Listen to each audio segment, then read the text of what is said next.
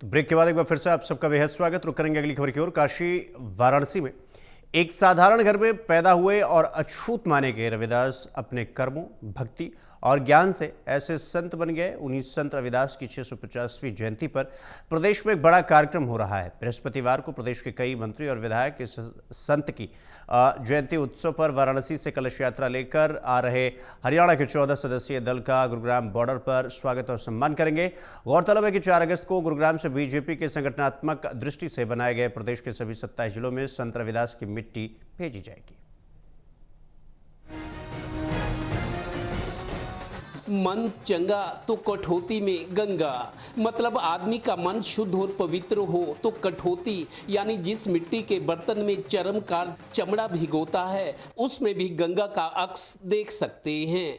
ऐसा चाहूं राज में जहां मिले सबन को अन्न, छोट बड़न सब सम बसें, रविदास रहें प्रसन्न। जीवन में भक्ति और ज्ञान के ये स्वर्ण शब्द संत रविदास ने आज से 650 साल पहले काशी वाराणसी के गंगा तट पर अपने पेशे चमड़े के जूते बनाते वक्त कहे थे। उन्हीं संत रविदास की 650वीं जयंती पर 27 राज्यों के प्रतिनिधि उनकी जन्मस्थली वाराणसी से बुधवार को संत रविदास की माटी कलश लेकर निकले हैं। ये जानकारी मीडिया को कैबिनेट मंत्री कृष्णलाल पंवार ने पानीपत में दी। कल लगभग वो यात्रा हरियाणा प्रदेश में जो गुड़गांव का सहरोल जो बॉर्डर है वहाँ पर रिसीव करेंगे। तो उसमें मैं खुद भी आऊँगा, कृष्ण बेदी जी भी आऊँगा, सभी विधायक होंगे और बहुत सम्मान के साथ उनको वहाँ से रिसीव करके हम स्वागत होते हुए उसको शीतला माता मंदिर के अंदर उस कलश को रखेंगे। बृहस्पतिवार को ये कलश यात्रा गुरुग्राम के सहरोल बॉर्डर पर पहुंचेगी। गौरतलब है कि सदियों पहले धरती पर जन्म लेकर आए गुरु रविदास को तब अछूत मानकर उनका तिरस्कार किया जाता था, पर उन्होंने अपनी भक्ति, ज्ञान और कर्मों से इतना ऊंचा स्थान पा लिया कि आज खुद प्रधानमंत्री नरेंद्र मोदी सरकार उनकी जयंती को इतने बड़े स्तर पर देश में मना रही है। 4 तारीख को हमारे हरियाणा प्रदेश के मुख्यमंत्री, मंत्रीगण, सभी विधायकगण, पार्टी के पदाधिकारीगण, सभी संस्थाएं और बहुत भारी भव्य कार्यक्रम होगा।